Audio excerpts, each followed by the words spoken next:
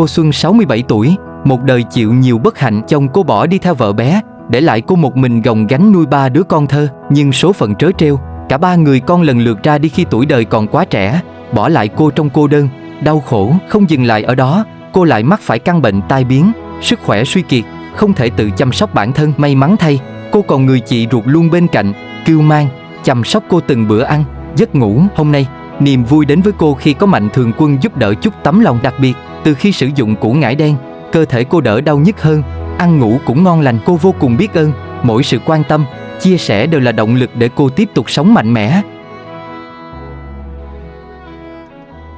Rồi, mến chào cả nhà, hôm nay Trung cũng xuống đây thăm lại cô Xuân ha. Chào Rồi, chú. chào cô Xuân ha. Rồi, chào cô. Hôm nay cô cũng đến thăm cô Xuân hả? Dạ, lại đến thăm cô Xuân. Cô là như thế nào? Là chị ruột của cô Xuân. Là chị ruột ha. Cô tên gì? Tên Liêu.